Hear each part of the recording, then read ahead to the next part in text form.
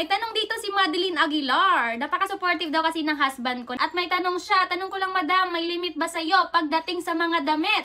Sa mga ganon edad ni Habi. Kasi makikita nyo, 24 years ang age gap naming mag-asawa. At siguro na-curious siya kung pinagbabawalan ba ako ng asawa ko, kung dinidiktahan ba ako ng asawa ko pagdating sa pananamit. Kasi mapapansin nyo, hindi talaga ako nagsusuot ng mga spaghetti or mga kita yung mga cleavage, yung mga short. Hindi talaga ako palasuot ng ganun sa mga content namin or sa live. Kasi ang totoo po talaga niyan ay choice ko po talaga yung mga ganitong damit na t-shirt, yung mga nakatokong, nakapantalon, kasi dun po ako comfortable at wala naman po siyang sinasabi na kailangan ganyan suotin mo, kailangan huwag kang magsuot ng mga ganyan pag lalabas ka.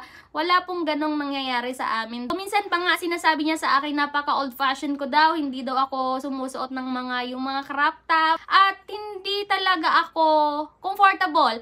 Kasi kung mag-sleeveless ako, hindi ko naman maitataas yung kamay ko kasi yung kilikili ko maitim. Kung mag-short naman ako, hindi rin ako komportable kasi makikita yung mga piso-piso ko.